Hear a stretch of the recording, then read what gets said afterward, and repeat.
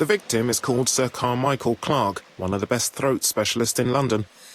The body was still warm when we found it. If we'd been warned earlier, we definitely could have saved him. It appears that the murderer made a mistake when he wrote his letter.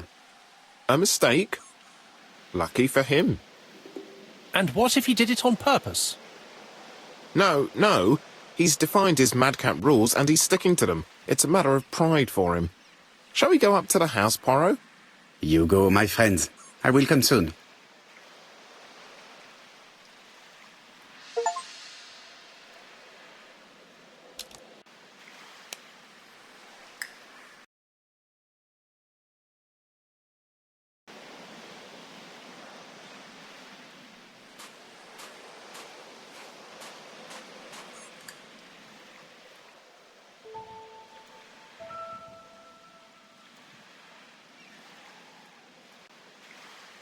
An ABC guide. The murderer's customary signature, covered in blood this time. Sir Carmichael's throat was cut.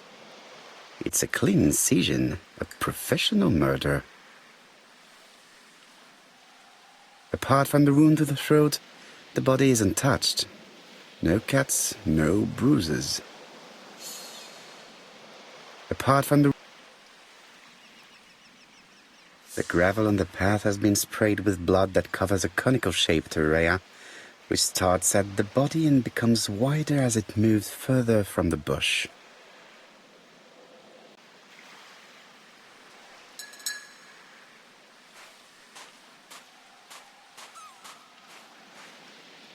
The body is just in front of a bush, one of the only bushes in the surrounding area.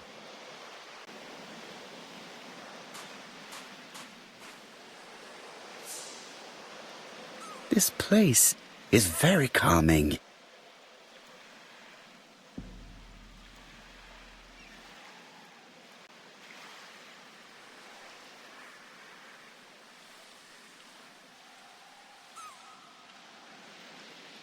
The site is exceptional.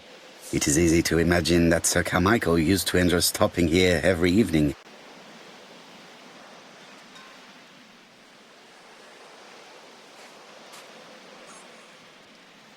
The site is exceptional.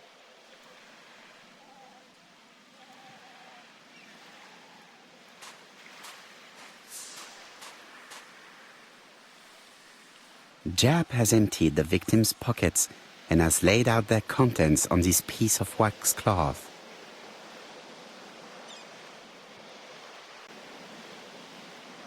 A signet ring, very probably with the Clark family's coat of arms.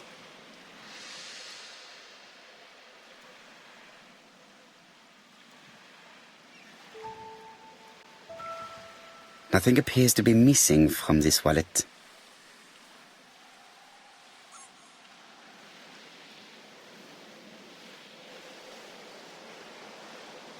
An oriental dragon. It's an old piece, much older than the pocket watch on which it was fastened.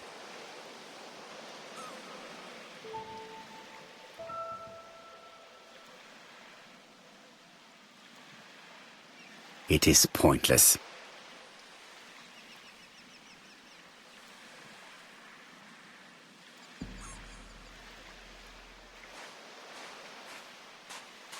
The vegetation behind the bush has been trampled. Let us now try and get our brain cells to work.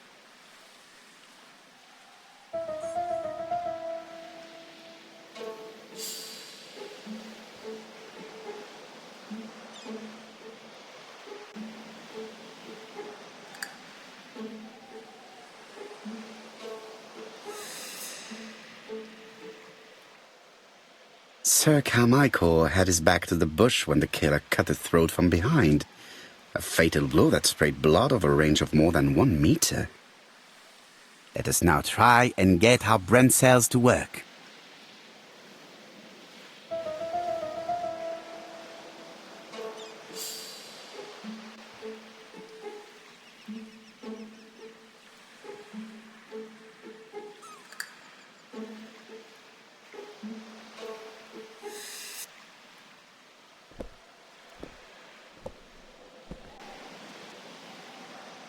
Have you finished, Poirot? Chief Inspector, many questions remain unanswered, but I am certain of one thing. The killer has prepared his crime very carefully. Quite right. He must have known Sir Carmichael's movements well to plan such an attack. The murderer struck with terrible savagery. Yes, blood flowed. It's the first time he's attacked a man. He armed himself accordingly. Have you spoken to the victim's family, Chief Inspector? I've spoken to the brother, Franklin Clark. I didn't get much out of him. He's yours. I must get the body removed.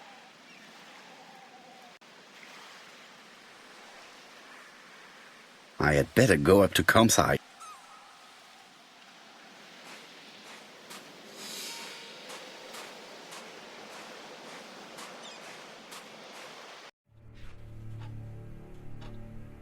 To be honest, this inspector seems rather obtuse.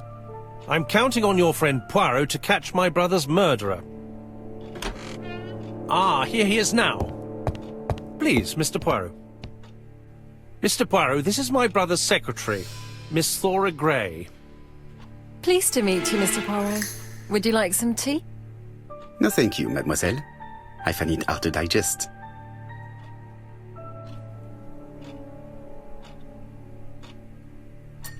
Hastings does not like very hot tea.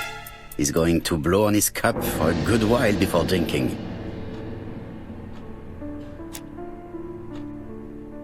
There is something elegant about her.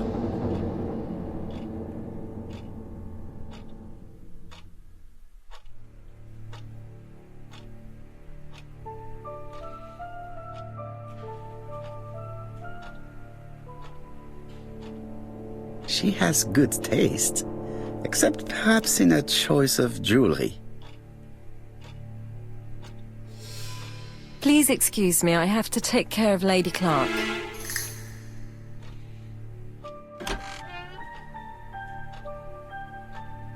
Hastings does... It is not the right time. It is a once-in-a-lifetime opportunity to question him. My brother's wife is gravely ill.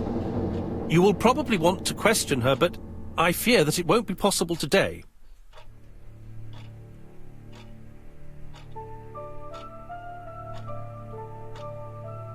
Rather just say that you do not want her to testify. You don't seem to realize her condition. She doesn't even know he's dead.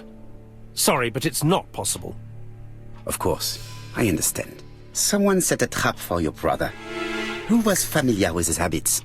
Everybody knew he took his evening walk at 8:30, and that he always followed the same path. Was it a dark night? It was a new moon. I took a lantern. So it was you who found the body. Yes, along with the gardener. Have you seen any strangers around the house recently? No. As far as I know, nobody has been near the house.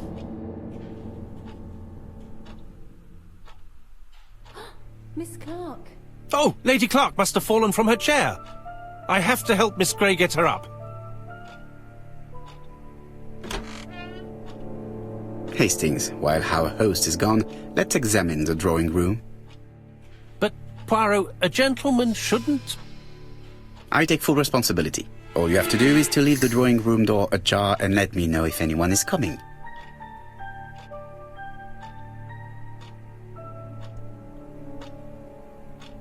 There are some very valuable objects here.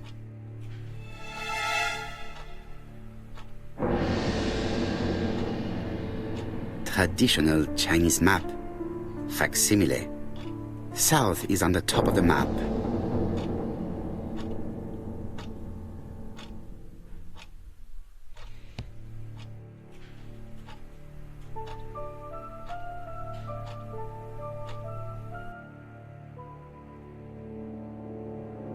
Compass point to the south.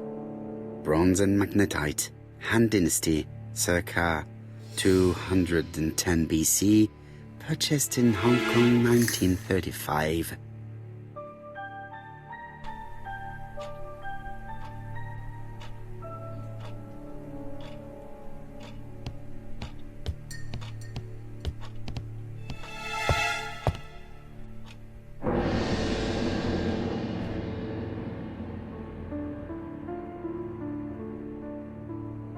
Sherlock Holmes' private collection, purchases since 1920. The catalogue for Sir Carmichael Clark's collection.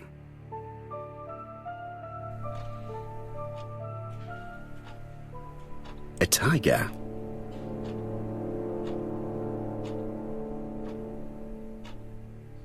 A crane?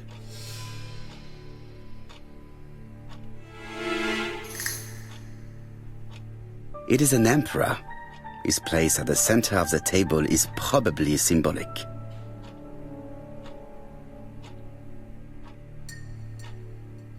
Dragon, dragon, dragon. Sir Carmichael showed himself to be very consistent in his collection's theme. A dragon.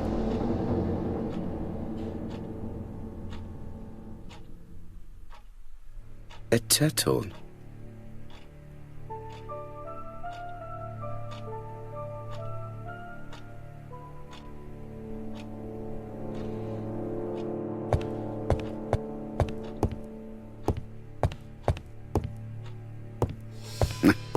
I'm not going.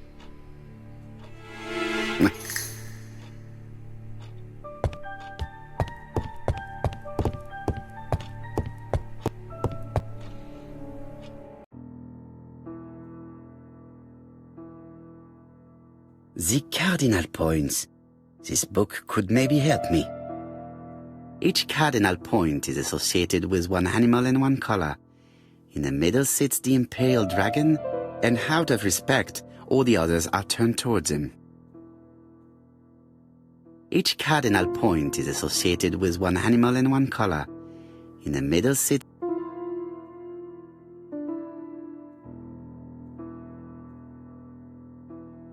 turtle, the dragon, the crane, and the tiger. I think I've already seen this motif somewhere.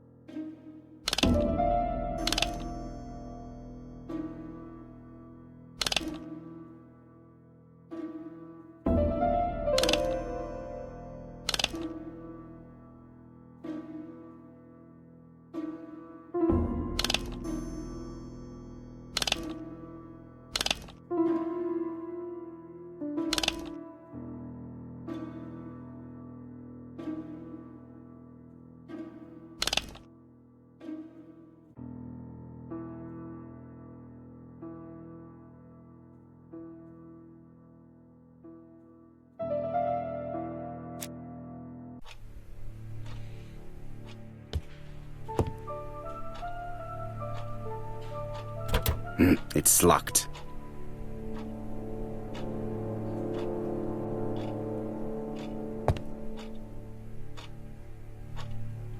The interior is richly decorated.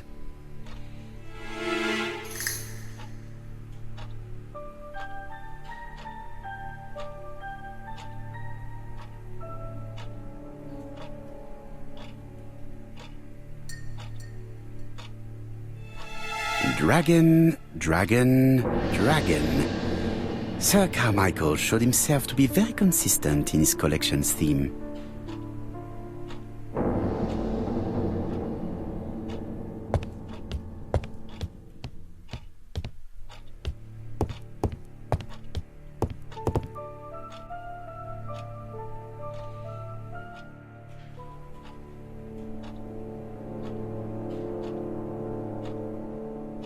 A dragon.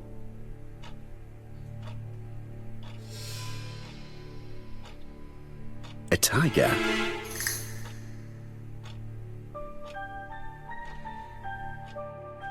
A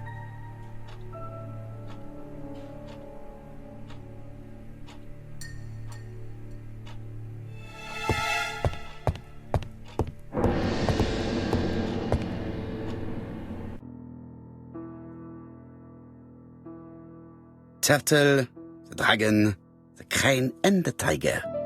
I think I've already seen this motif somewhere.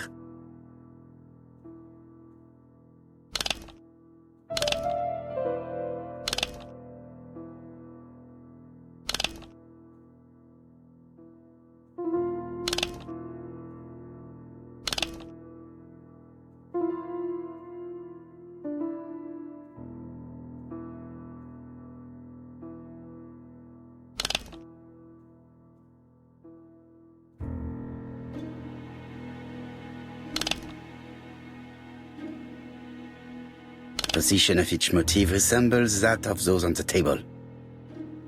I think I heard a bang. Could it be this cupboard? This is interesting.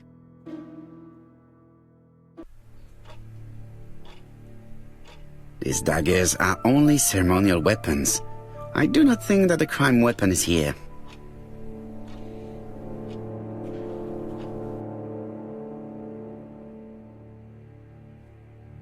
Ernest Logan, MD, Brighton Cancer Institute, 201 Dusk Road, Brighton, Sussex.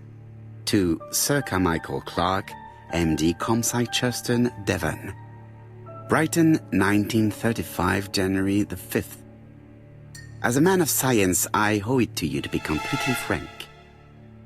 Lady Clark, your wife is suffering from a generalized terminal cancer. I confess I didn't suspect anything like that during the first exams. But with the test results I have received today, there is unfortunately no place for doubt. I estimate that Lady Clark's life expectancy is no more than 1 year. Hospitalization would not help in her case, so I advise you to keep her at home and provide her with as much morphine as required to ease her last moments. Yours sincerely, Ernest Logan.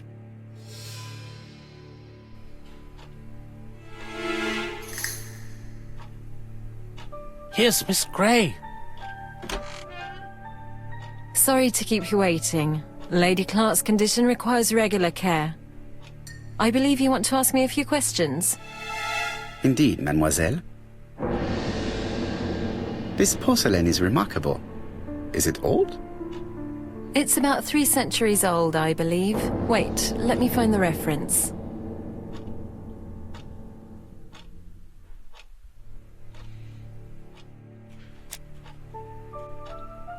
She appears to be very flustered.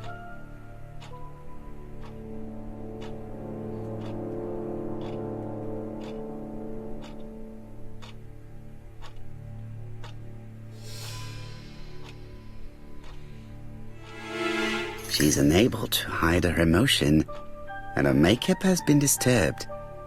I think that this young woman has just been kissed. Here? Teapot with black dragon, Gangxi period, end of the 17th century. It is a rare piece with unusual colors. You have a good knowledge of art history. Acquired while working with Sir Carmichael. I used to help him manage his collection and choose his new acquisitions.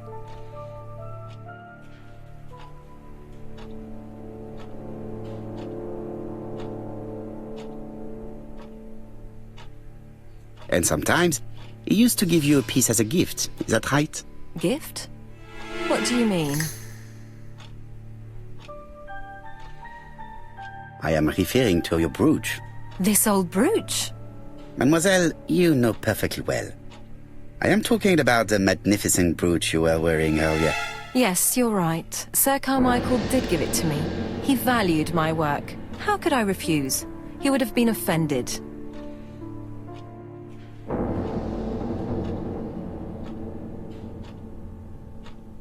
Why have you taken it off? I don't understand, Mr. Poirot. Have you seen any strangers hanging around in the past few days? No. Nobody has been near Comside.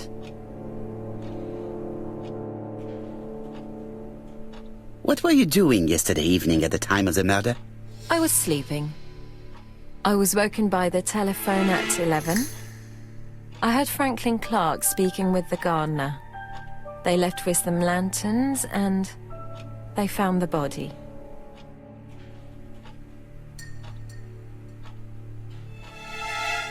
Am I right thinking that something is going on between you and Franklin? How dare you ask me such a question? Mademoiselle, it is difficult to hide things from me. He kissed you earlier, did he not? My goodness, with Sir Carmichael's death, I was feeling so awful, so worried. I was unable to resist. I am not judging you, mademoiselle. Miss Gray, if I may be so bold, please do not take offense. My friend has rather unusual methods, but all he wants is to find the murderer. Yes, I understand. I must rest. Please excuse me.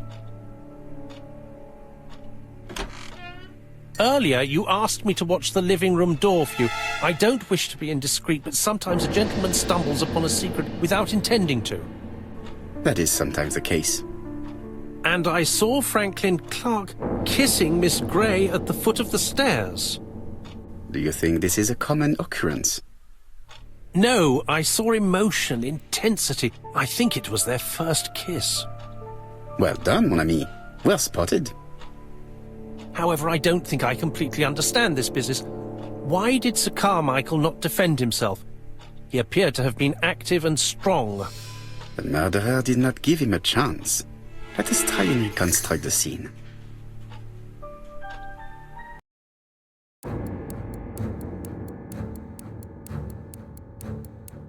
Sir Clark is taking his customary walk. Our killer is hiding behind a bush.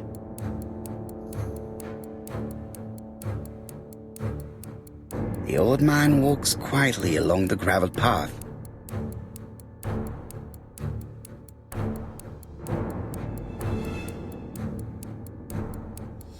Sir Clark sees a shadow.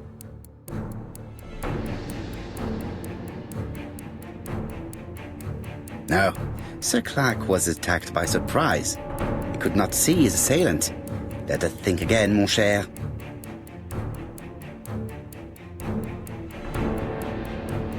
Sir Clark is taking his customary walk.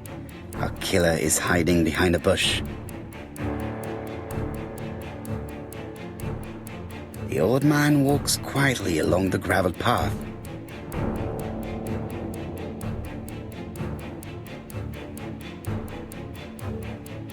He then passes the bush and continues on his way to the house. No, Sir Clark used to gaze at the sea. Let us think again.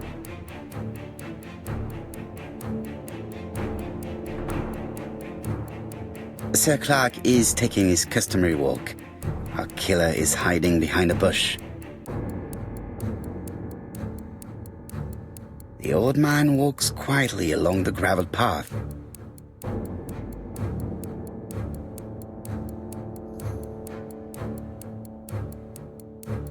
Then he turns towards the sea to gaze at it.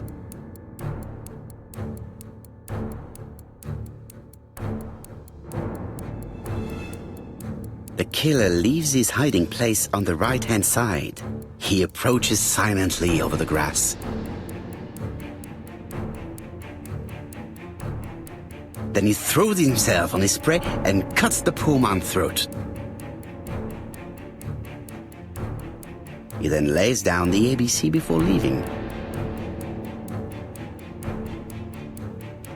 Everything appears to match the crime scene, mon cher Hastings. That is exactly what happened.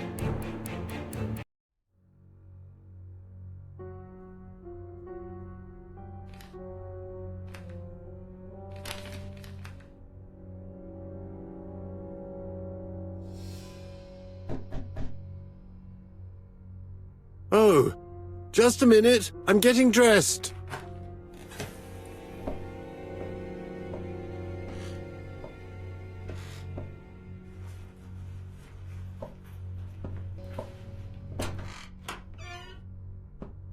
Mr. Kirst, have you recently returned from Churston?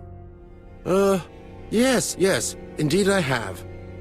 Have you seen the papers? And to think that you might have rubbed shoulders with the killer. Imagine that.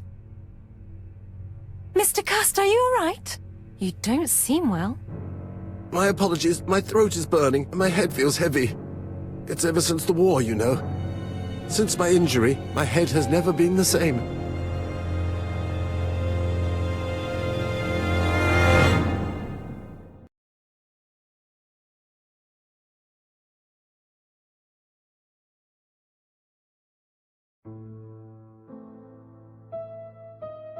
Poirot, it's a pleasure to be with you again after all these years. I looked for a gift to thank you, and I found this propelling pencil. An authentic collector's item. You spoil me, mon ami. And you more so by sharing investigations. Do not underestimate the help you are to me, Hastings. Intellect is not everything. There is also goodwill, and you are not short of that. Later, I will ask you to help me tidy up the room and bring some chairs. Our guest will be here soon. Ah, is Thora Grey coming? Naturally. She is a fascinating young woman, n'est-ce pas? Oh, come on, Poirot. I'm a married man. And Miss Grey has already been courted by Franklin Clark. Poirot, our guests will be here soon. We must prepare ourselves.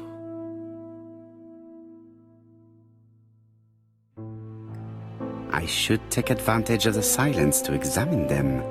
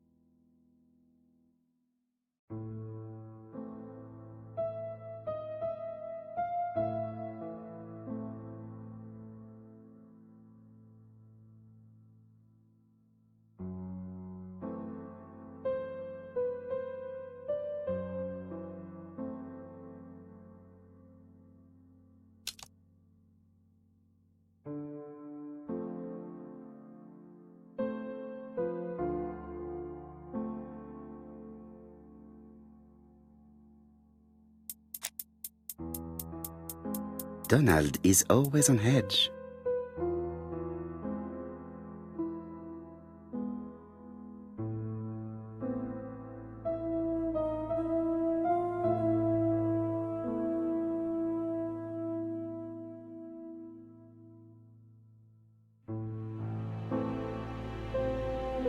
Donald Fraser is very nervous at the moment, even if he is trying hard to control himself.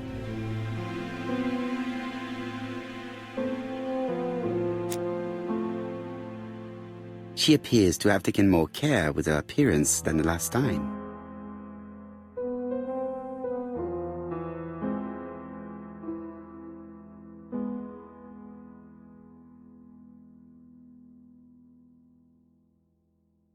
She's looking at Mr. Fraser out of the corner of her eye. Did she make herself beautiful for him?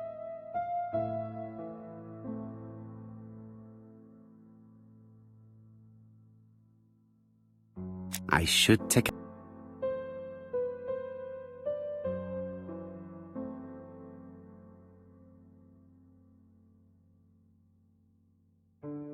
Franklin Clark always seems at ease, regardless of where he is. Something that's unique to people who travel. I ought to concentrate on my guests. Franklin...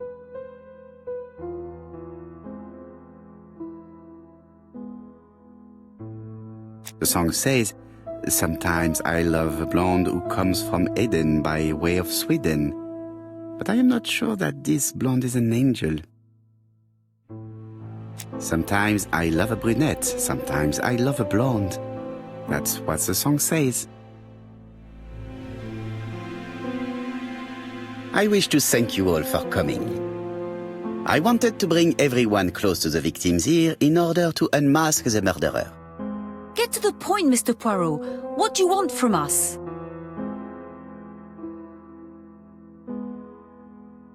Megan, dear girl, please be patient. Mr. Poirot, how dare you address me by my first name? Please excuse me, mademoiselle. What I ask is that you search your memories. The murderer must have left some trace. Yes, he must have prepared his crimes very carefully. Tout à fait. He did not get to Bexhill at midnight in order to strangle a young girl whose name by chance starts with P. Must we go into that?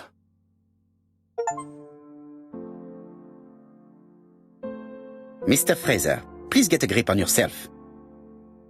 Well, I want to help you, but I don't remember anything else. Nothing I haven't already said. And you, Mademoiselle Barnard, did your sister say she was seeing another man? She never would have told me.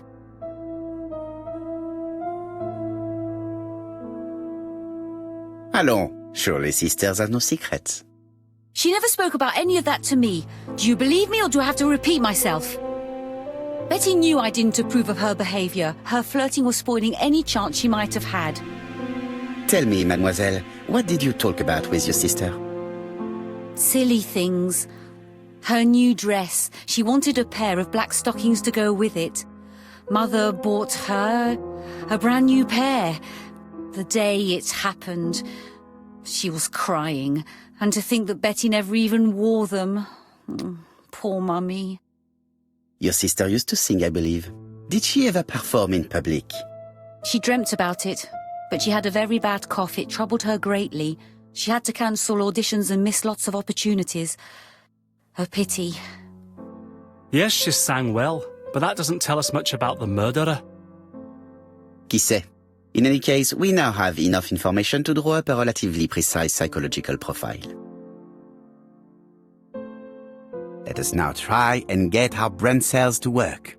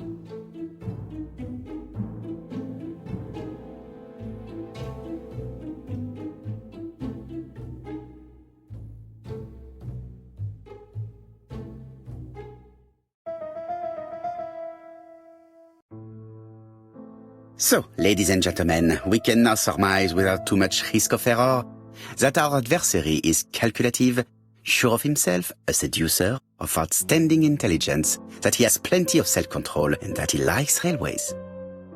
It's a good start. Other meetings may be necessary. I hope that you will be able to come back again. Well, it's just that...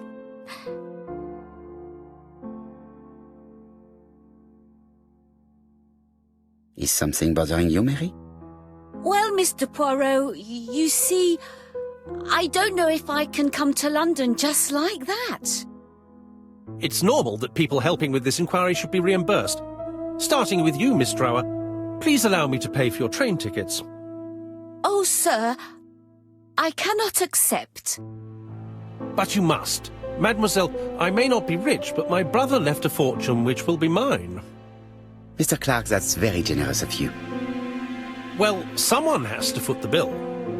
Mr. Poirot, would it be possible for you to come back to Devon?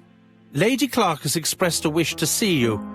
We'll adjust her medicine so she'll not be too drowsy. But of course, I shall come the day after tomorrow if it is convenient. Thank you all for coming. We will meet again soon. The meeting was most fruitful. Really? Hastings, I believe now we have everything we need to find a common point between the victims. Now it is time for us to use our grey matter. Let us now try and get our brain cells to work.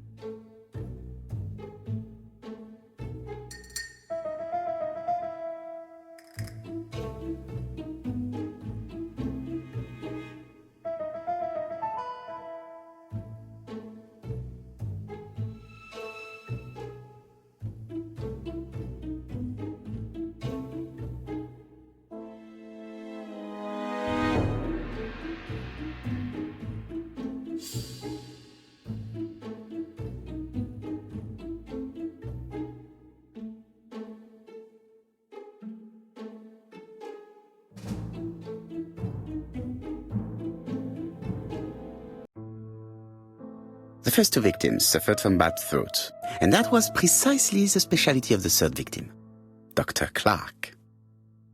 We have a lead. It would pay to take a closer look at the medical records of Dr. Clark's patients. We'll do so during our next visit to Churston. I will do it myself, mon ami. You must remain in London just in case ABC sends us another letter. Very well, as you wish.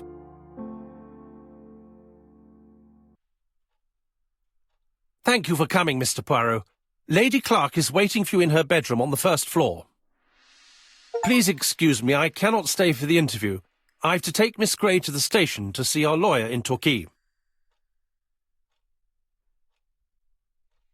Are you going on holiday, mademoiselle? Not exactly, Mr. Poirot. Miss Gray very kindly stayed with me to settle my brother's affairs, but naturally she prefers to find a position in London.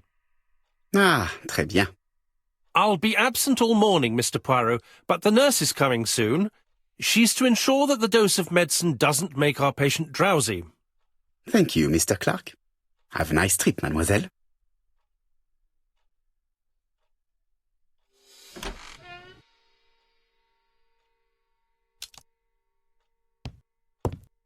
It would be rude to make Lady Clark wait any longer.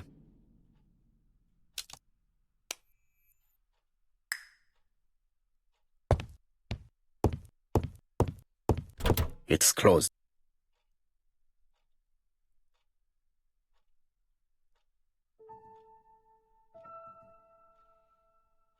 I do not need to make a telephone call now. It is not the right time.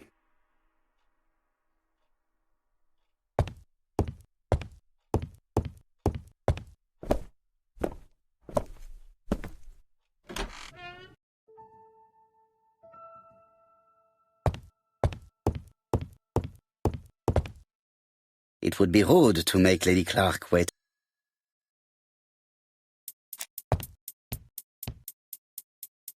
This poor woman is very ill.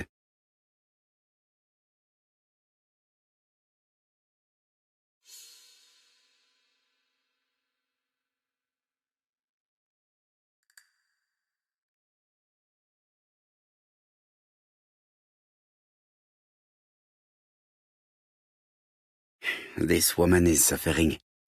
She is in no state to have a conversation.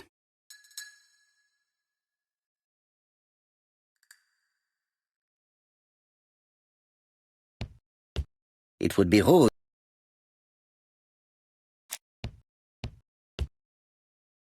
Mr. Poirot? My respects, madame. Thank you for coming. Thank you. Have you seen the nurse? She should have been here by now. Oh, I'm sorry. The telephone in the hall is ringing. Lady Clark is in pain. I have to give her an injection of morphine to ease her suffering. Lady Clark.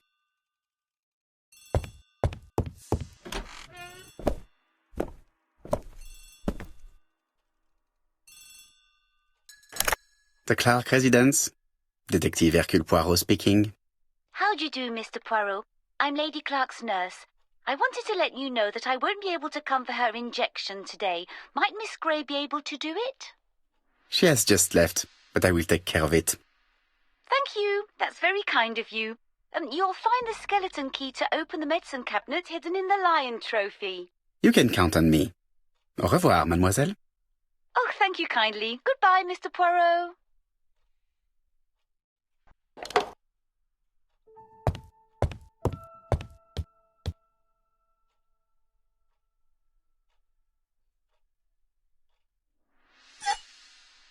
Here is the skeleton key.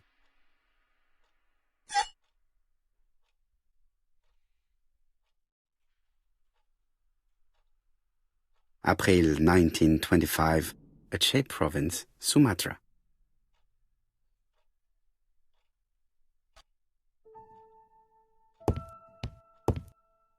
It is not the right.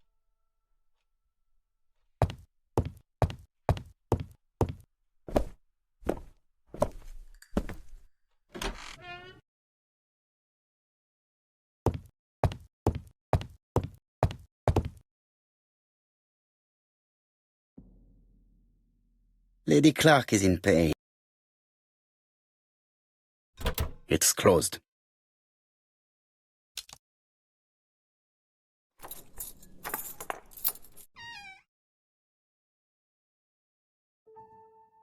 Ah, Mr. Poirot. Ah, I feel better now. Thank you for your help.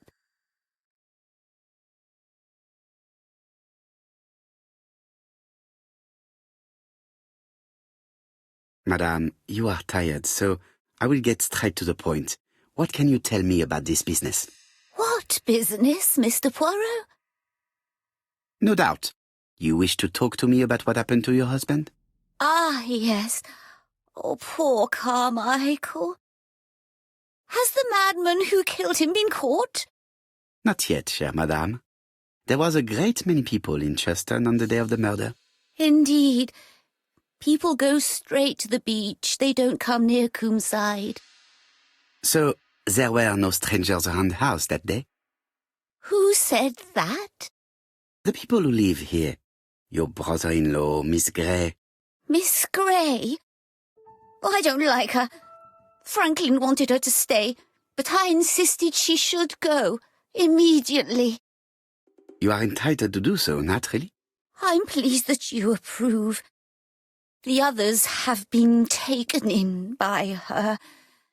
But at least you can see through that self-pity act. See what she's up to. Oh.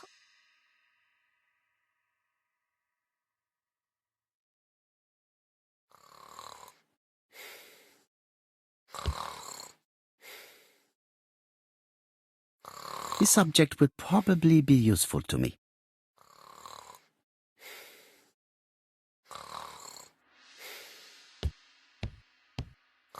This subject would probably be useful to me.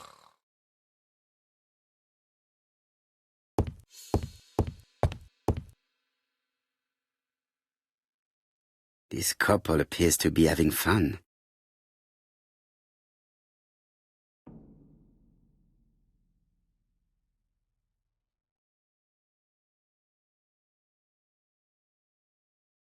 Lady Clark and Sir Carmichael were very happy, but they did not have any children.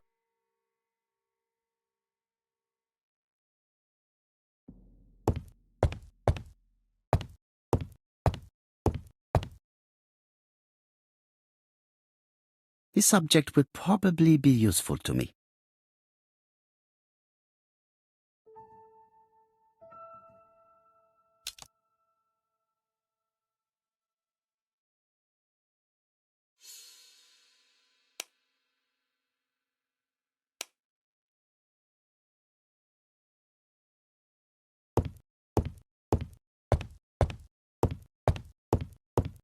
She is asleep. I must find a way to wake her up gently. I've finished with this subject.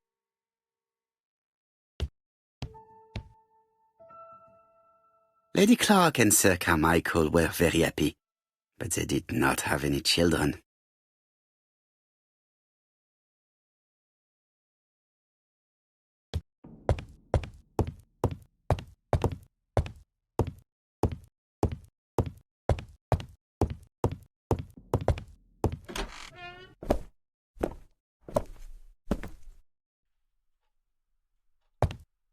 I must find a way.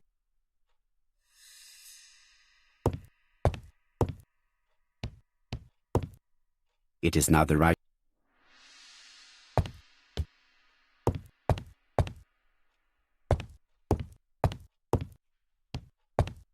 I do not need. I must.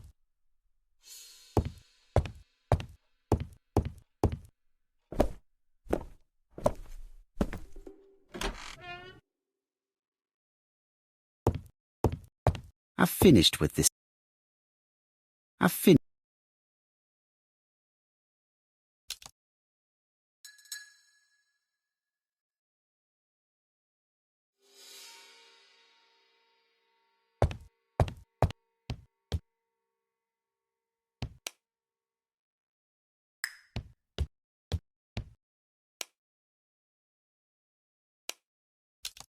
She's sleeping. I...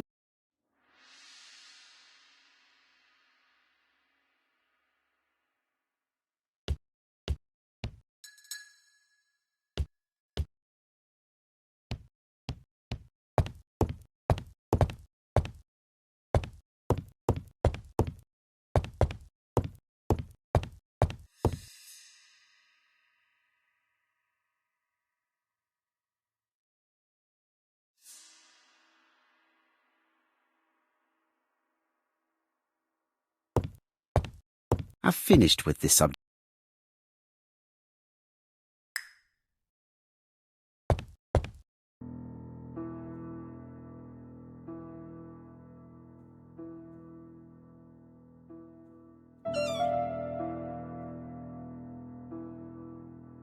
This spring appears to be broken.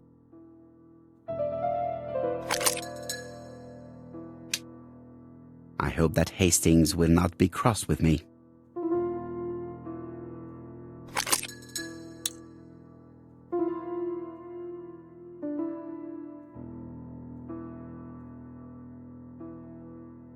Does not make any sound.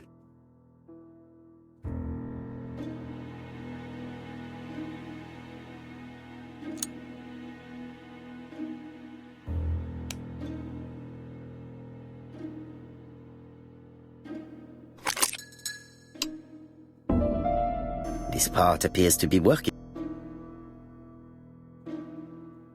Does not make any sound.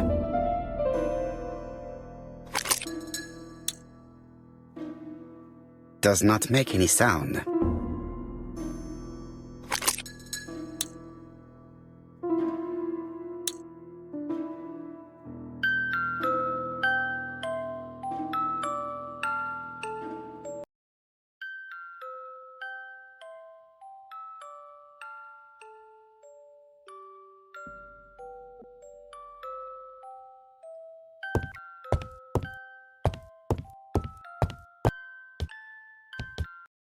Oh, what are we talking about? Ah, yes, Thora Grey. Oh, Carmichael had great esteem for her, but for me she was nothing but a hypocrite.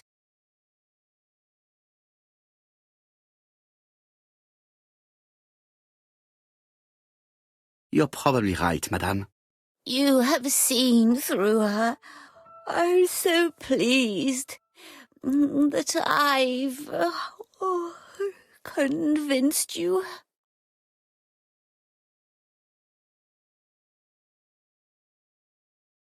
You are very harsh. Do not forget that the girl is an orphan. Yes, and she used the fact to get around men. Take Franklin. He's fallen for her sweet-talking charms. Oh, he's a lovely boy, very plucky and sure of himself. But so naive, oh, when it comes to women.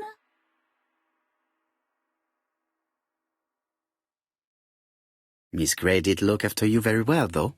Outwardly. But she's hiding something. I think she tried to poison me. Miss Grey? A poisoner? But everybody appears to like her.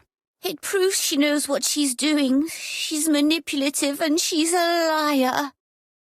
A liar? Let's see, didn't she say that on the day of the crime nobody was around Coomside? That is correct. Well, at 11 o'clock I saw her talking to someone. Really? And what was this man like? An ordinary sort of man with a very plain face. Oh, I don't remember well. Was he a gentleman? No, he was not a gentleman. It would be best to leave her to sleep now. The telephone in the hall is ringing.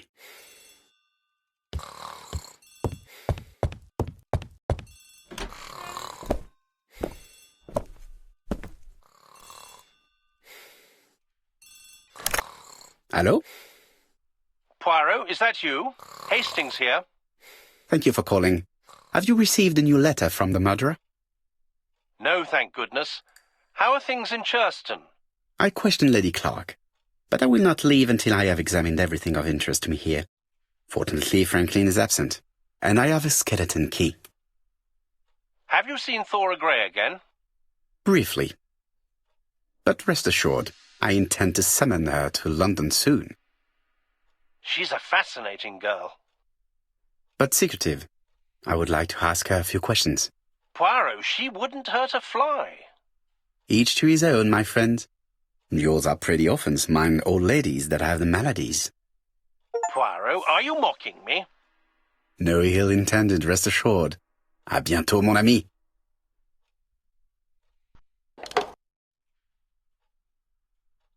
How am I going to open this trunk?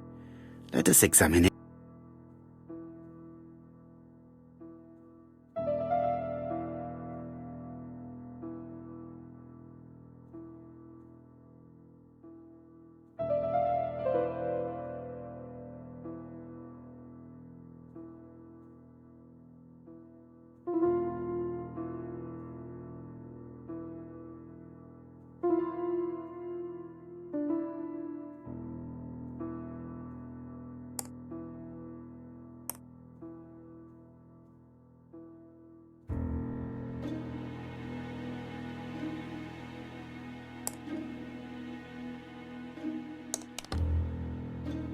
Leaving the code on the trunk.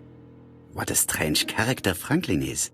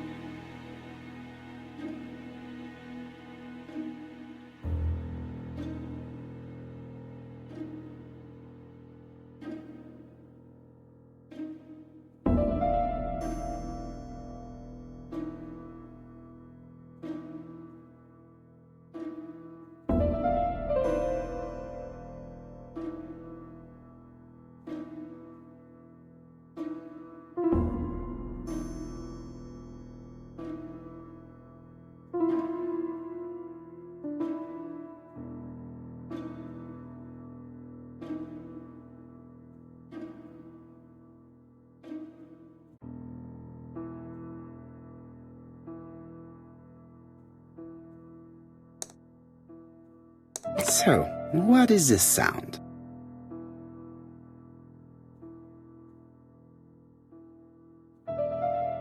I should be able to open the trunk now.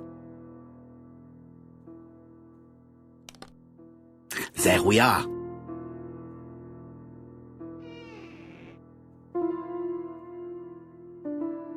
A pile of books, including one about dragons. Nothing interesting.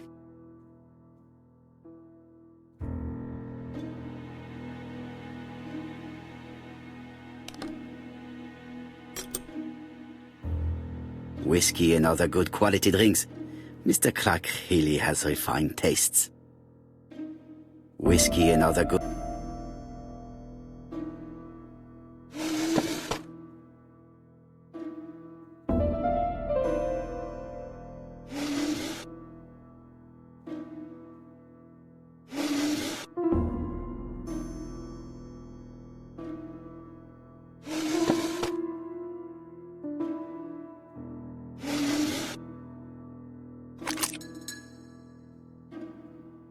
Why has Franklin put an Allen key inside his trunk?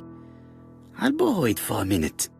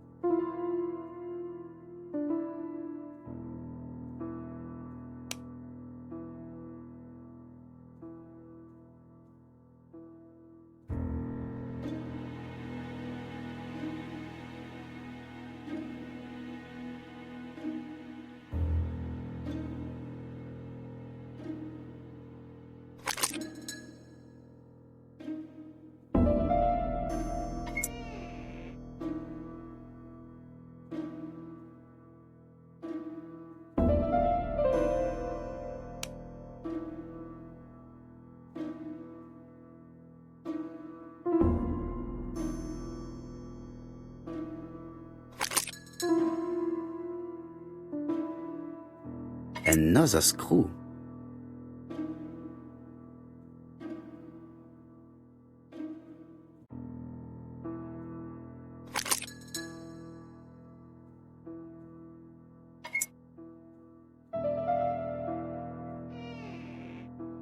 This engraving is not very easy to understand. I need to sort it out. It is blocked. Reconstructing the engraving may release it.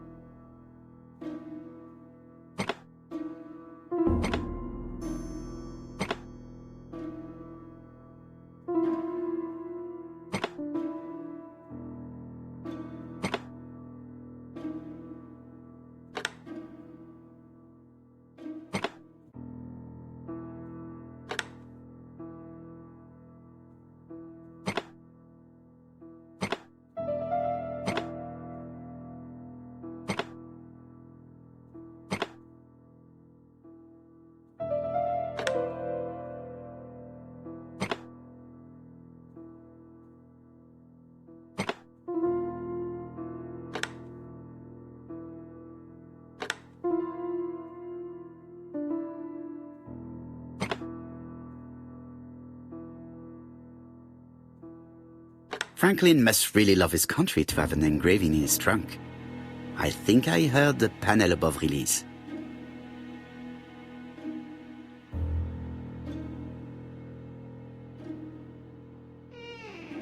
A signet ring? A signet ring with a code written on it. 1587. It may be useful to me.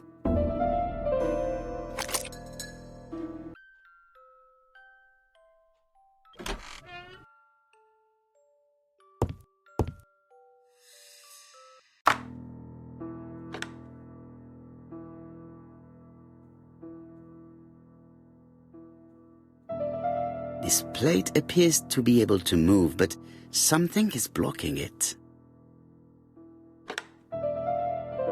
I think that signet ring should be placed here.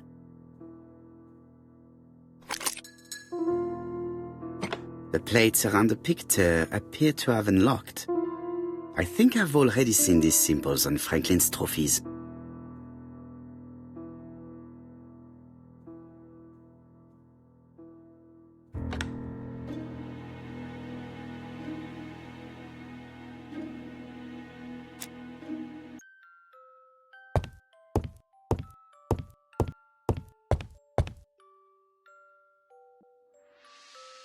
July 1920, Alaska Peninsula.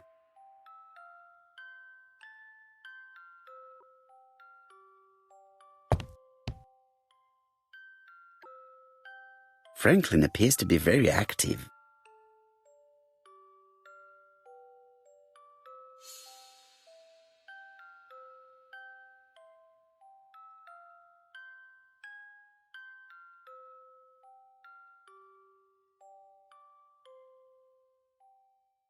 Franklin Clark appears to be a typical British gentleman, a good sportsman, a hunter, a traveller.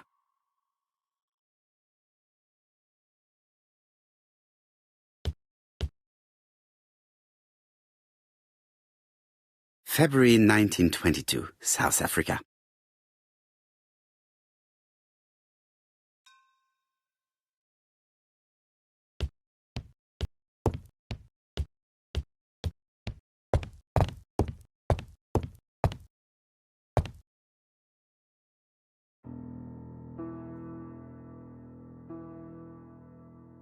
A Chinese symbol is engraved on this metal disc. That's it! This character appears to be the right way round.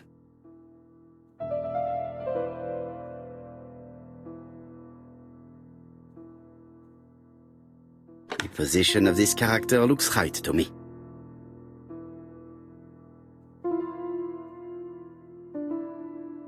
That's it! This character appears to be the right way round.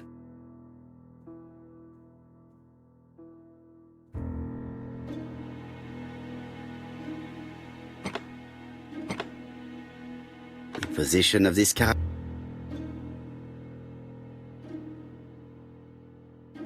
Well, well.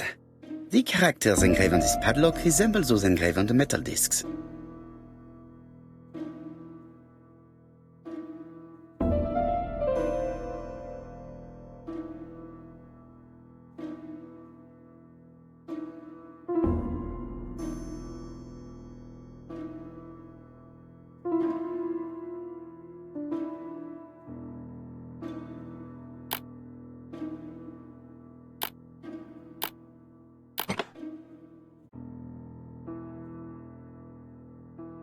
At last, the cupboard is open.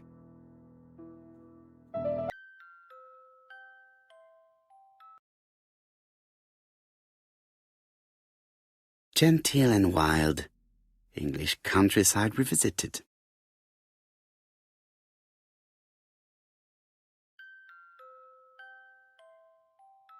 The Railway Children, E. Nesbit.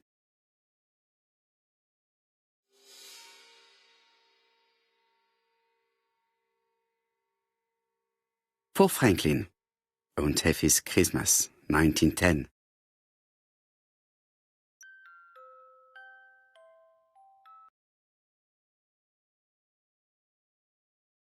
Traveling in China, a practical guide for English travelers.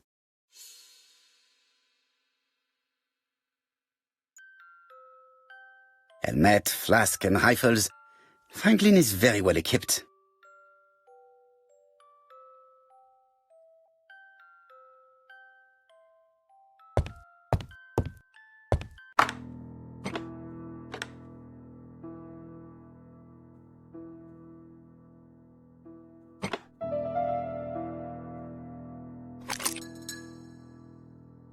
The plates around the picture appear to have unlocked.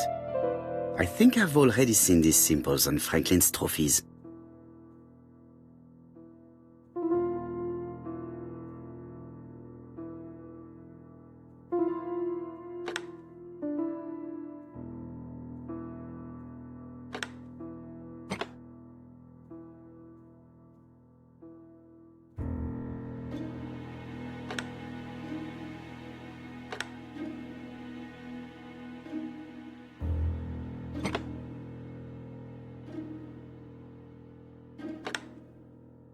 The Lion of Sumatra.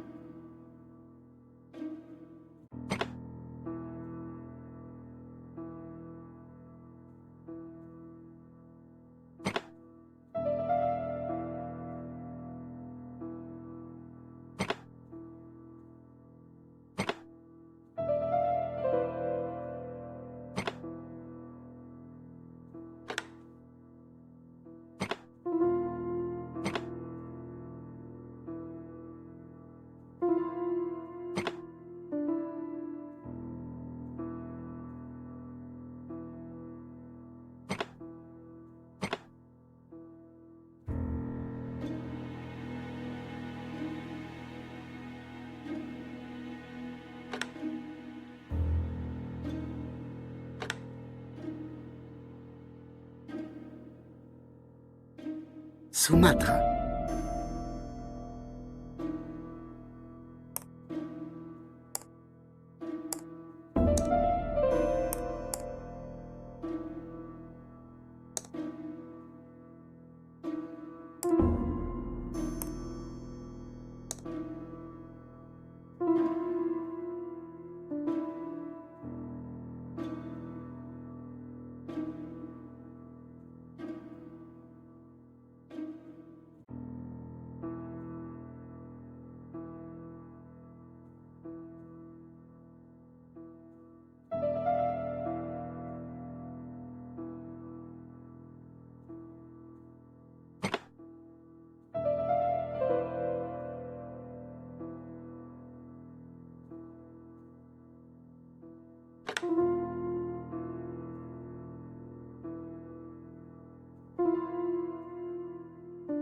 Sumatra.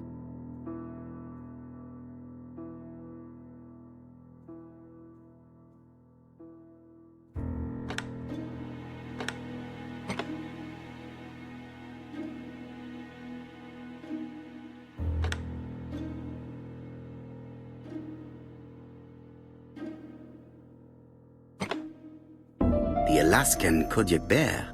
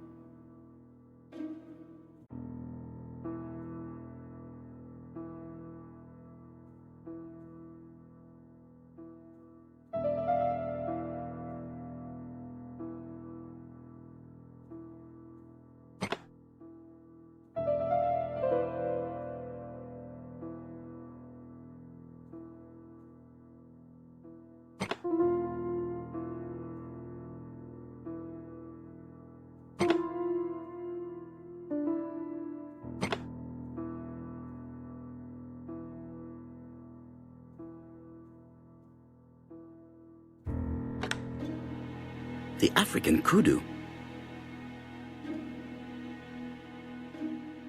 I heard the sound of a mechanism. Strange way of protecting one's safe. Triangulating one's hunting sites on a map.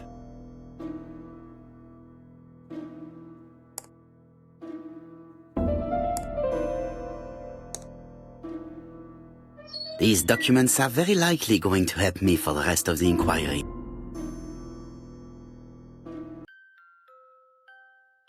A dozen gold sovereigns, some shares for the Southern Railway and some treasury bills. This is not worth much, hardly enough to justify your robbery. Charlotte Clark Comside Churston, Devon, to Mr. Franklin Clark Peninsula Hotel, Salisbury Road, Chim Sha Tsui, Kowloon, Hong Kong, Comside, 1935, January 1st. I wish you with all my heart a happy year 1935. Writing my greeting cards, I have affectionate thoughts for you. Always smiling as a child, sailing to distant countries and bringing back to us trunks full of wonder. At home, everything annoys me, starting with this young Thora Sir Carmichael is so fond of. I have nobody to share my feelings with, so I write to you. How can I tell you what happens to me? The simplest way the better. I am doomed. I still have 1 year to live, no more.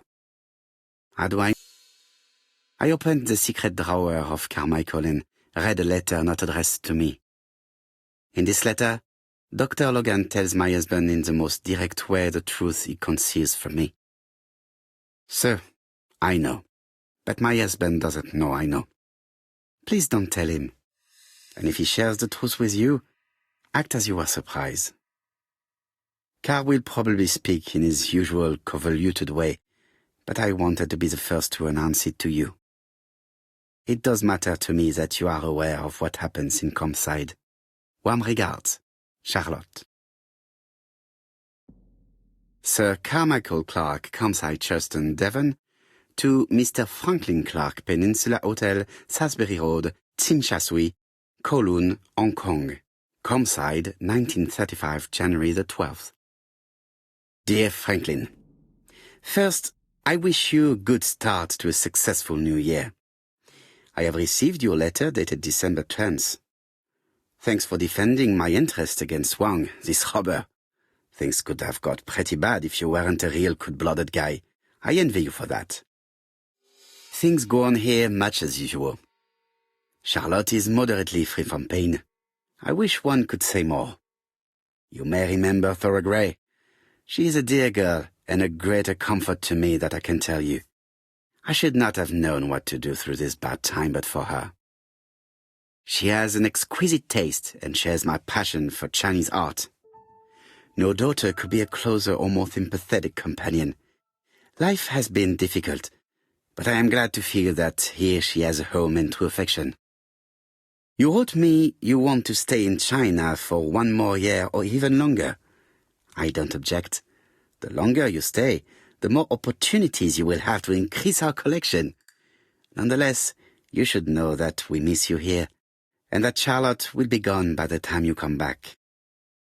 I am, dear Franklin, your truly affectionate brother.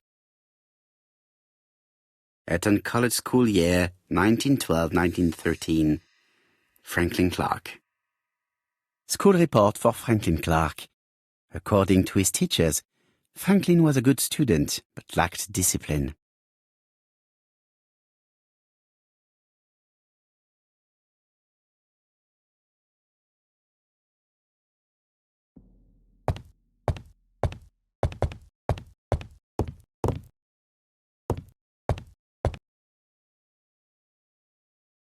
Franklin Clark appears to be a typical British gentleman, a good sportsman, a hunter, a traveller.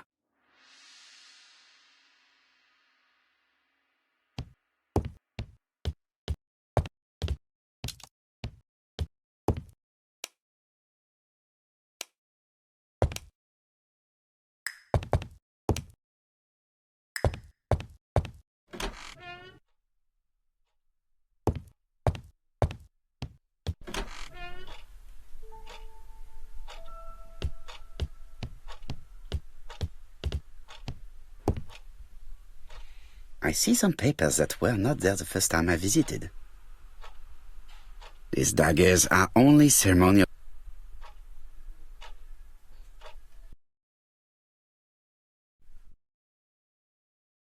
Ernest Logan, MD, Brighton Cancer Institute, 201 Dusk Road, Brighton, Sussex. To Sir Carmichael Clark, MD, Comside Churston, Devon. Lady Clark, your wife is suffering from... I estimate that Lady Clark's...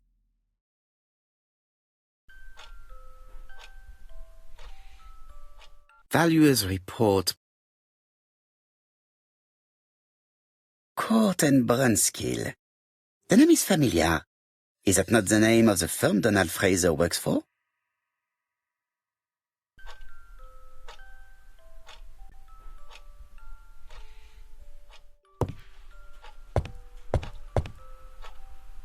The door is locked.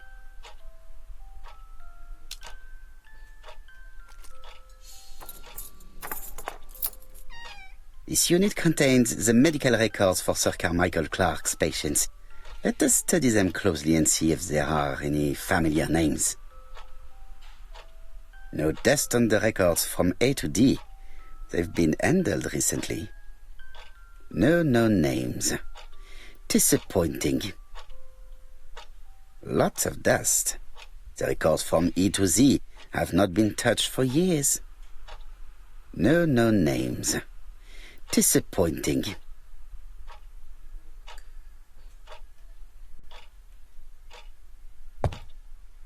Sir Carmichael's collection could rival that of a major museum.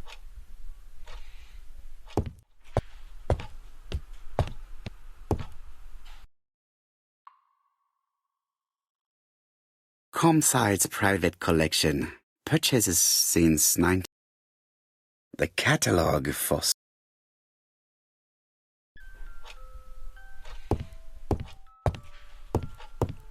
There are some very valuable objects here.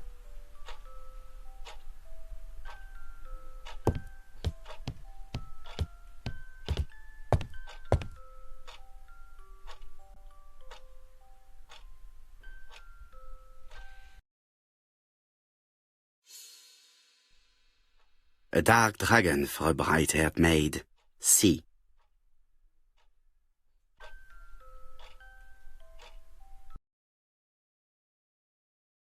I've already seen similar daggers.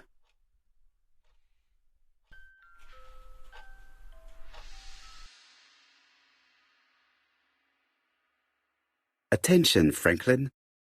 Task list. A. Ordering Lady Clark remedies. Done. B. Tidying up real estate property files. Done. C. Calling the lawyer about inventory. Done. D. Update the tenant-farmer list. Done. E. Update land rent accounting. Done. F. Ordering a restock of arsenic. Done. P.S. I have left on the living room table some of my things I don't want to keep. The locket and the dagger. I am sure you know why. Thora.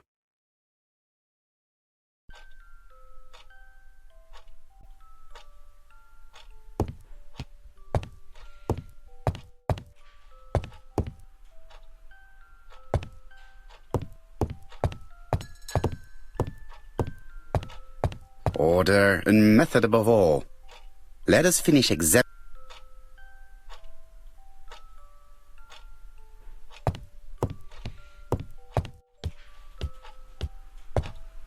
Sir Carmichael.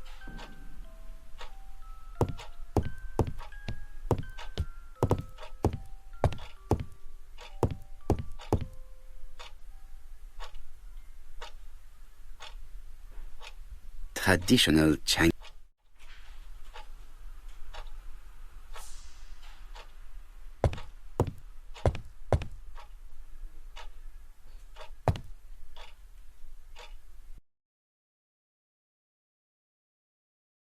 Compass.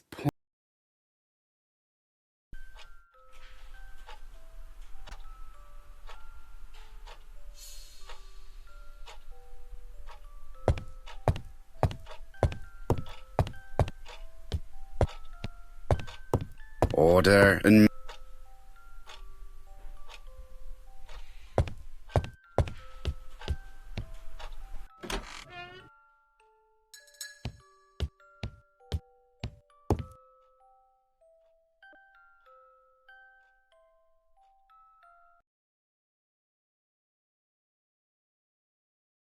The Black Dragon's Curse.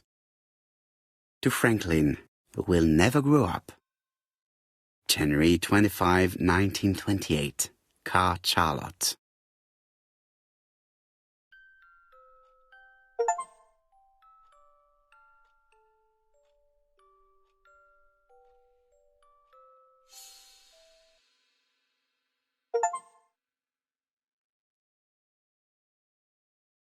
Miss Thorogray Comside Justin Devon.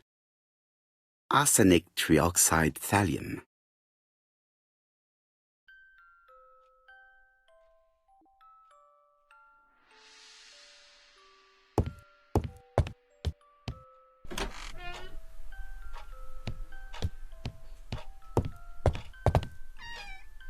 Where is the horrible smell of carrion coming from?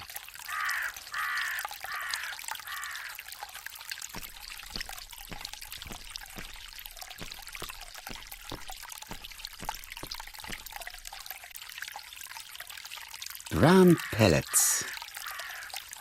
Revolting. Brown.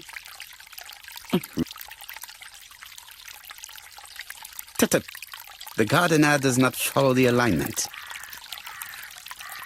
There, that's better. It is symmetrical. There. There.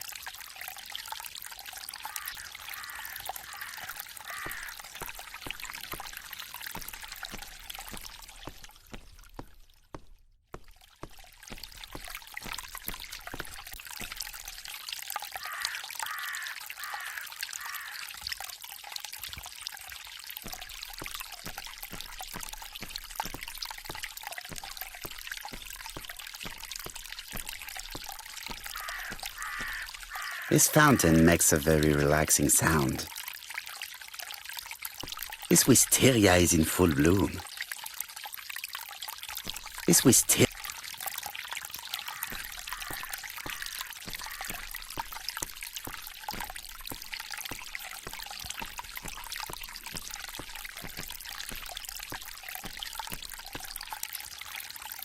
It was probably the gardener who lit this fire.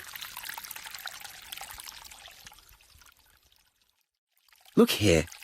I wonder if someone wanted to get rid of these papers. This object will probably be useful to me. Let us now try and get our brain cells to work.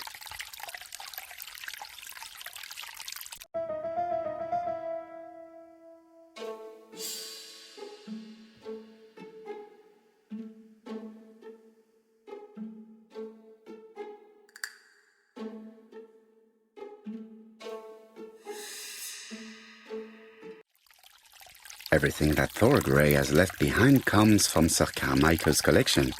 He most probably gave them to her, but she chose to leave them here rather than run the risk of being accused of theft. It is understandable when you know just how much Lady Clark mistrusted her. Let us now try and get our brain cells to work.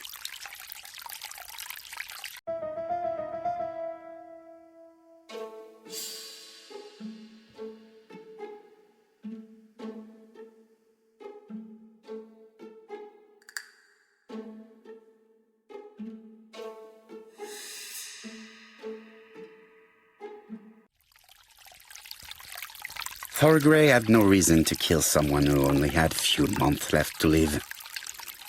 The poison she ordered was for rats. The gardener must have made good use of it, considering the stinking remains on the path, not far from the property. I've finished here. I must put the skeleton key back and inform Hastings that I'm returning to London.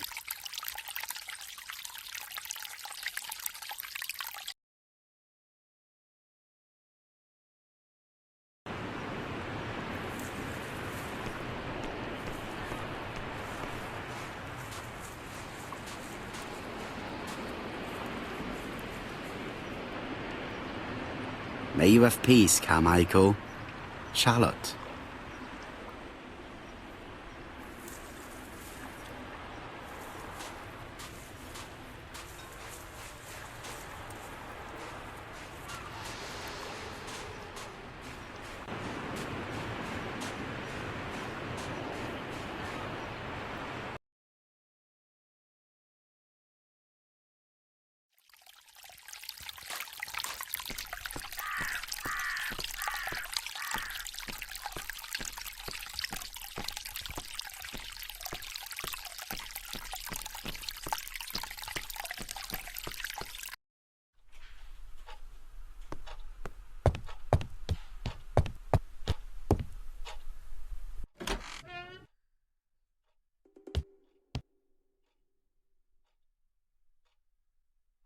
Après. Perfect. Nothing else is keeping me here.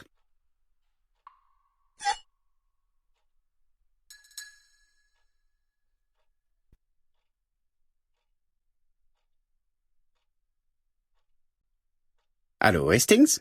I have finished in Shurston. I will take the first train. Tell me, do you know how to restore writing on a burnt document? Yes, you just have to soak a cloth with a hydrochloric acid solution and rub the sheet of paper. Then the characters appear. Bien. You have been of great assistance, Hastings. Could you please order the solution as soon as possible? Of course, but what documents do you want to read? You will see, my friend. À ce soir. Donald Fraser is here. He insisted on waiting to see you.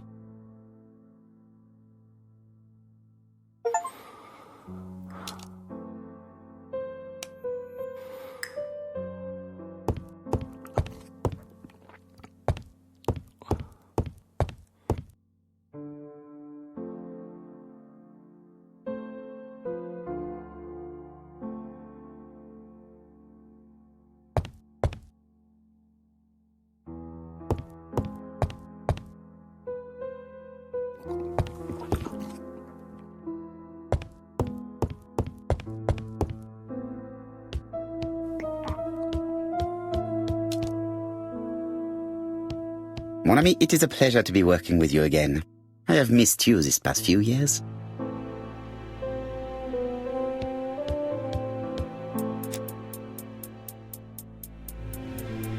This man is tired.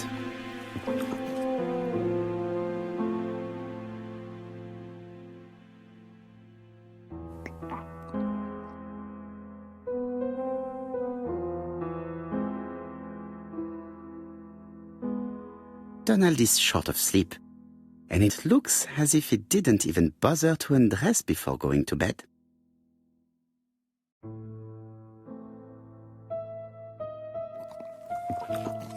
Mr. Poirot, I don't know why I'm here.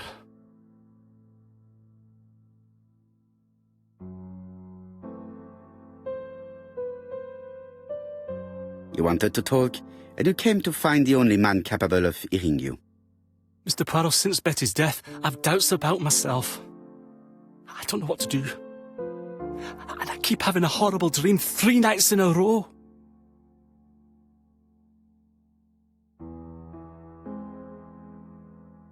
Have a drink, and tell me about this dream.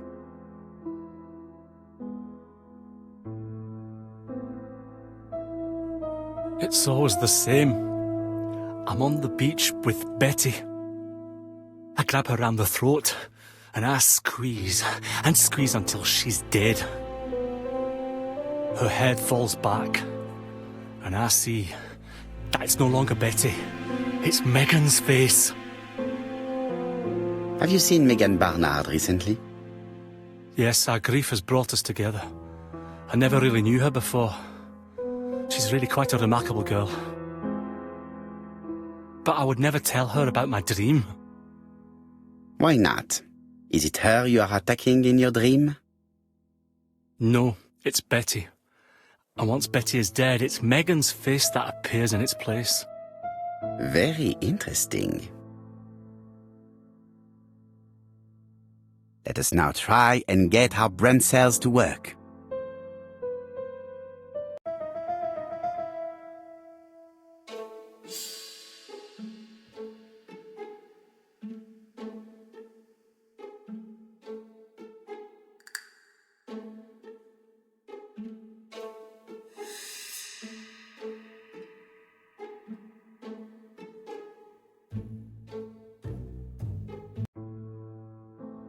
Mr. Fraser, I think that the real meaning of this dream is that you are in love with Megan Barnard.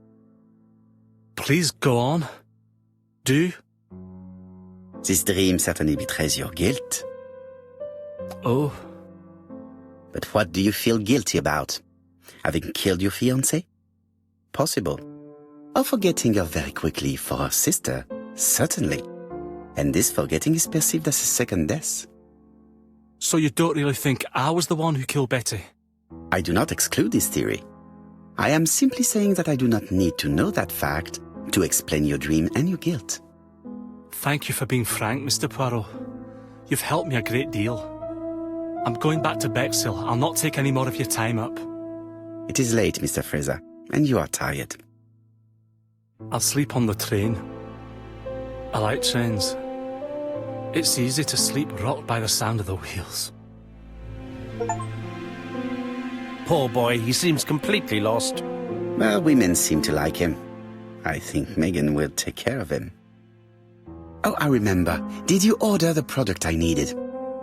Yes, we'll be receiving it tomorrow. Bien, it is late, and I asked Miss Gray to come tomorrow morning. I have a few questions I wish to ask her. Mademoiselle, I asked you here in order to answer a very important question.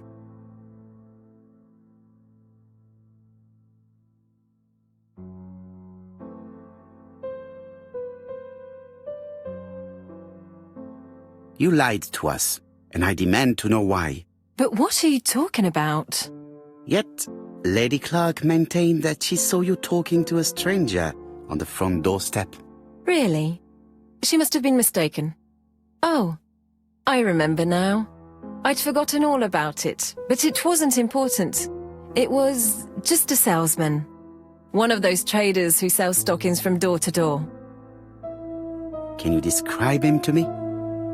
Medium size? Big glasses, dark suit, and a felt hat. Not the sort of man you notice. Completely harmless. That's why I forgot all about him. Nothing else? He was very hesitant and shy. Usually door-to-door salesmen are very confident, but he wasn't.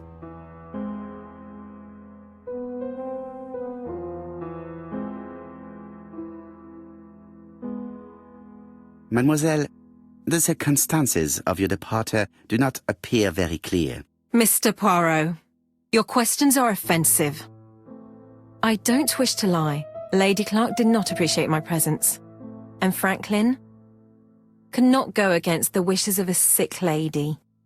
He is a good man, and he worries a great deal about his sister-in-law. I noticed that you left some personal belongings behind at Churston.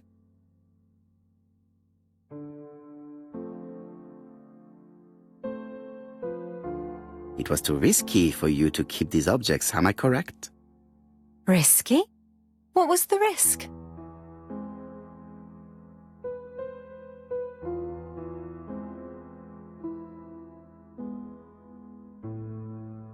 You know very well what Lady Clark might have said if you had kept these objects. Indeed. These objects were gifts. But Lady Clark would have been convinced that I'd stolen them. By returning them, I put an end to such evil gossip. Bien.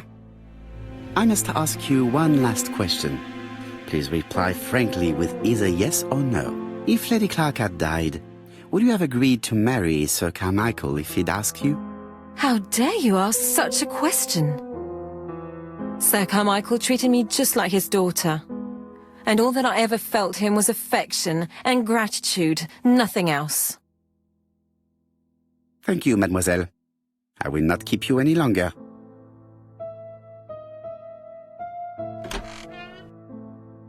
I met Thora Grey on the stairs. Her cheeks were ablaze, and she appeared to be deeply hurt. Poirot, have you offended the poor girl again? Do you have good reasons for accusing her? I accused her of nothing, Hastings. I simply asked her an important question she did not answer.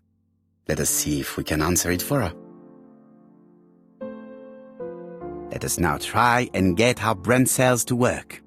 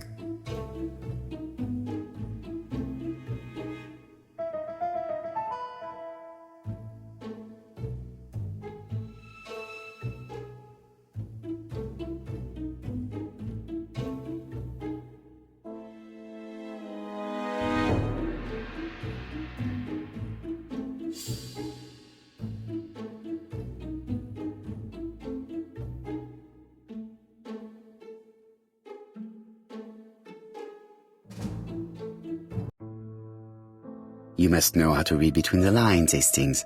When Sir Carmichael refers to paternal affection, he is lying to himself. Read this engraving on the brooch. A dark dragon for an angel with glossy hair. These are the words of a lover, not a father. Lady Clark was not wrong. What if Sir Carmichael had fallen in love with his secretary? That doesn't mean that she forced him to do so. True, there are extenuating circumstances. She is a penniless orphan. But she is calculating. Just look how she avoided it when asked if she would have married Clark. I see. You think she seduced Sir Carmichael for her own gain, and that now she is doing the same with his brother. Poirot, your world is a very dark place. Do not get carried away, mon ami. We have another more important matter to settle. Really? Yes, would you believe that Miss Grey taught me something new? Let us now try and get our brain cells to work.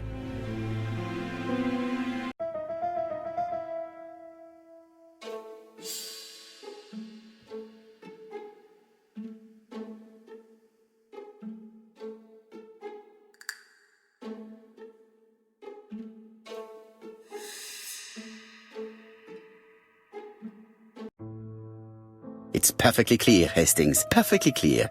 Indeed, a stocking seller visited Andover, Bexhill and Churston on the day of each murder. We have our suspect. This should be of interest to Job.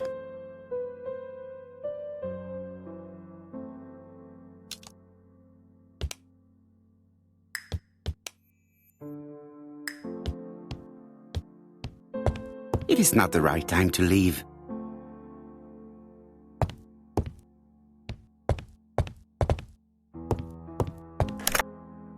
Chief Inspector, we are looking for a stocking salesman. I see you have a suspect. Yes. Contact all the stocking wholesalers who may employ him. Your suspect is a salesman? No, he does not take orders. He sells door to door. Right. The hunt is on.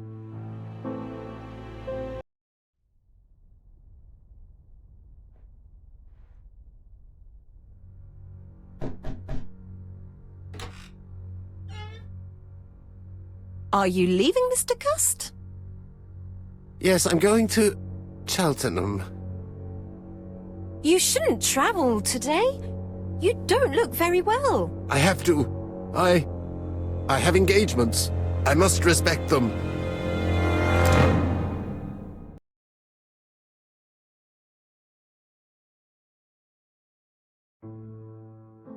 Can you get the post, Hastings? And why don't you go and get it yourself? Très bien. What's going on? I've never known Hastings to be so disagreeable.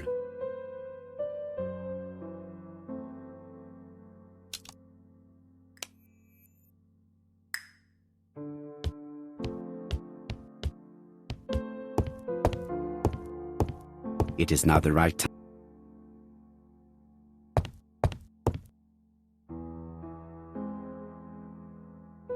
Poor Mr. Poirot. I'm quite sorry for you.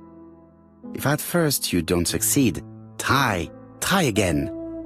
We've a long way to go still. Typery? No, that comes later. Letter T. The next little incident will take place in Doncaster on September 11th. So long. ABC.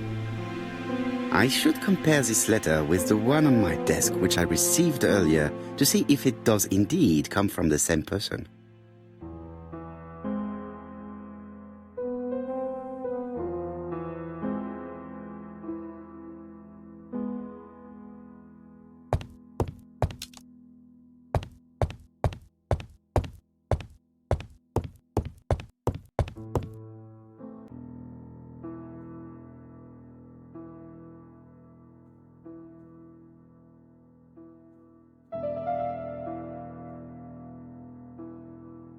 Let us examine this more closely. Certain characters in the two letters may have similar defects. Yes, this I is weird. Yes, the A appears to be quite unusual. That's right. The A characters in the two letters do indeed have the same defects. I have to find some other similar defects to confirm my theory. Yes, this I is weird. Yes, the I characters in the two letters do indeed have the same defects. I have to find some other similar defects to confirm my theory.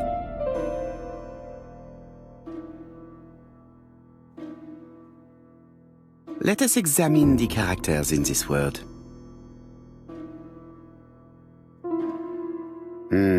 The W is not printed properly. Of course, the W characters in the two letters do indeed have the same defects.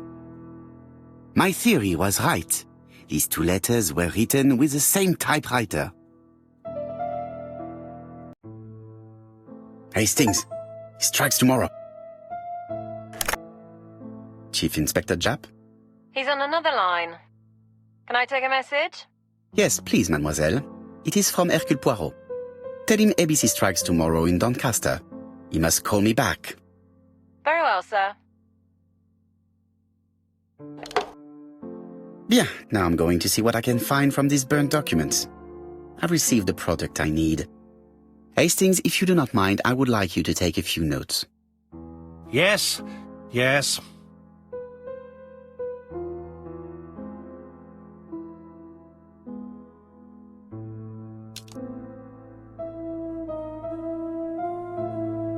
If someone has tried to get rid of these documents, they may be important.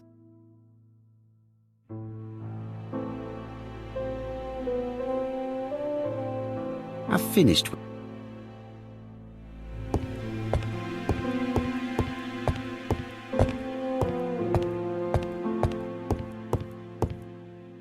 Now, down to work. All of this needs putting in order a little.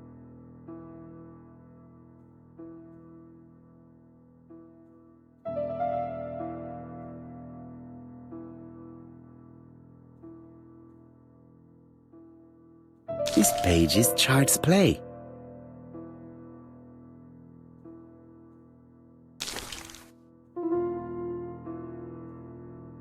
This piece should be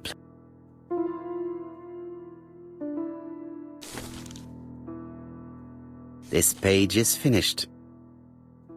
That's done. 3 more to go.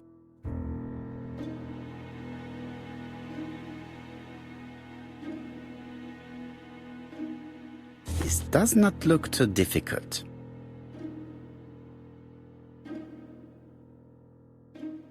I think that this is right.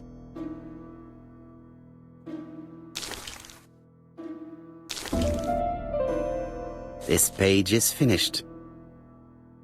And that's 2 done. It's easier than I thought.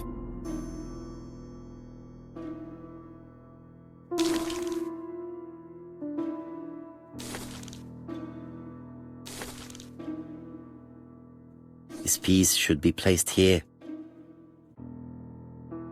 This page is finished. Only 1 more. Keep going.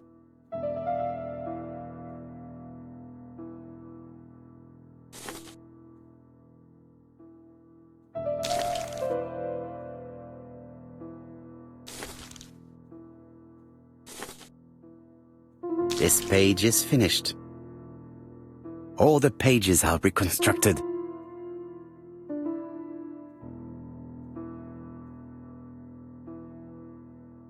A dry cloth.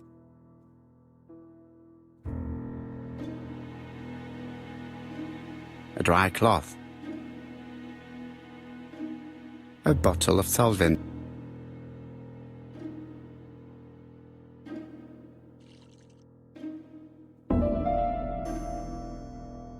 The cloth is now soaked with solvent.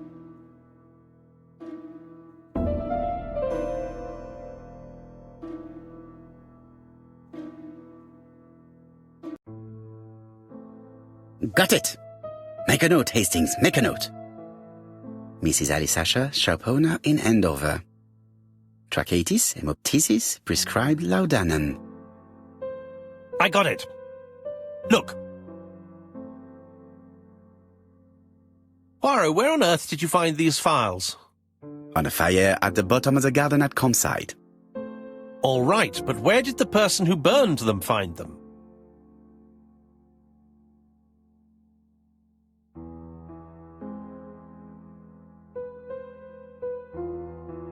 Alice Asher, shopkeeper in Andover. Tracheitis, hemoptysis, chronic cough with loss of blood. Prescribed laudanum-based cough medicine. Betty Barnard, waitress in Bexhill. Chronic bronchitis causing dysphonia. Advised to stop smoking. Alexander Bonaparte Cust. War wounded, mustard gas and head trauma. Pulmonary emphysema. Hemoptysis. Coughing fits with blood. Suffers from absences and amnesia. Dick Dudley Dunbar, owner of the Black Swan Hotel in Doncaster. Asthmatic, heart disease, heart condition. Let us now try and get our brain cells to work.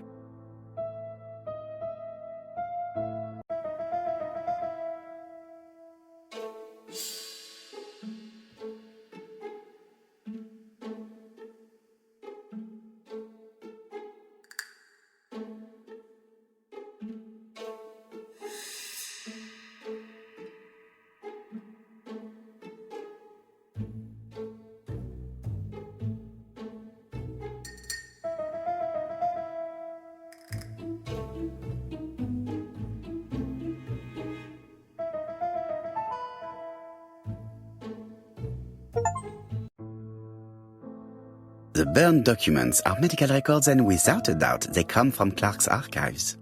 First of all, because all the patients have throat conditions. And secondly, their name starts with either A, B, C, or D, and it is precisely the files that match these letters that have been tampered with. But why burn these files? How come the names of the two victims appear on them? And who are the two other patients? These are very good questions.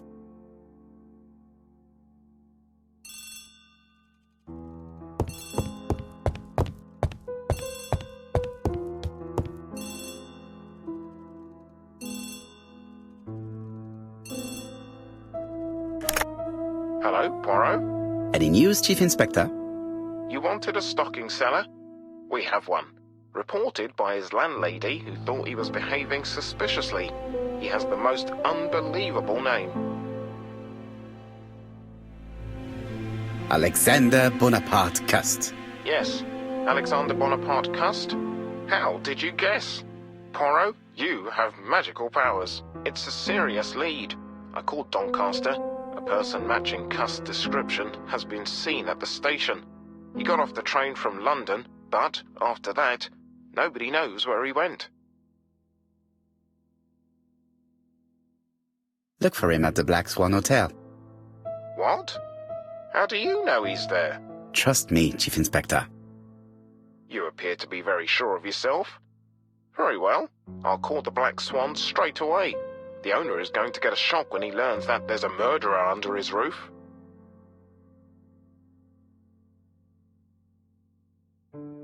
Chief Inspector, I would rather call myself.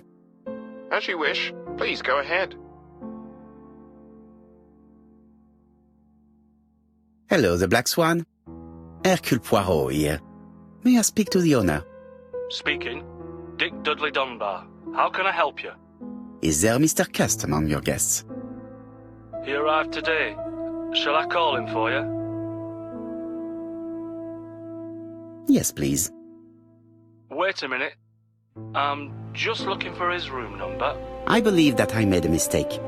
If anyone asks for him, he will understand that we are onto him, take fright, and flee.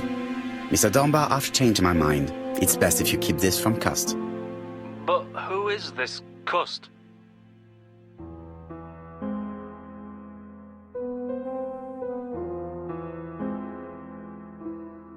Have you heard about the ABC case? Oh, yes. I must say I'm not all that reassured, what with my name starting with D and all that. You're in danger. Beware of your guest. Do you think that Cust might be dangerous? Oh, I do hope you're wrong. He seems so harmless, you know. Oh, yes, completely harmless.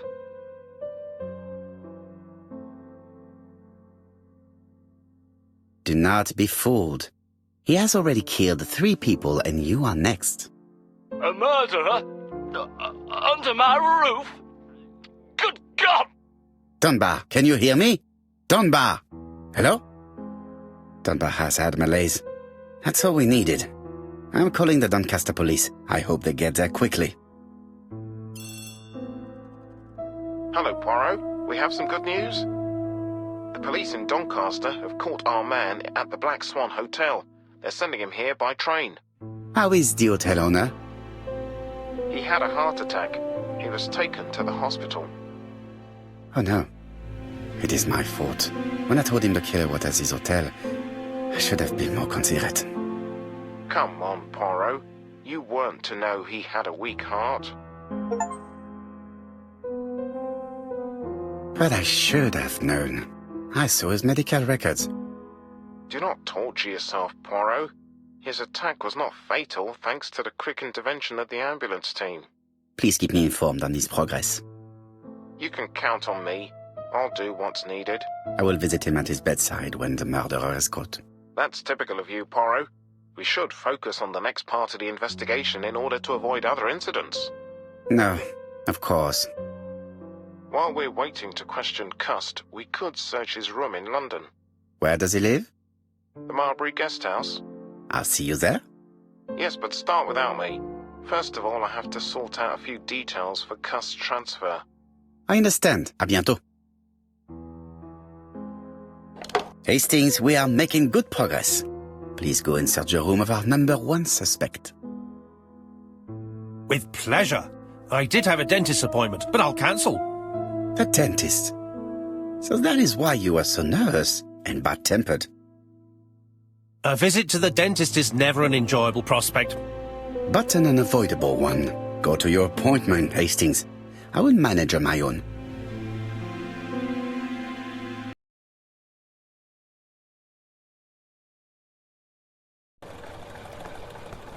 To Marbury Guest House, please.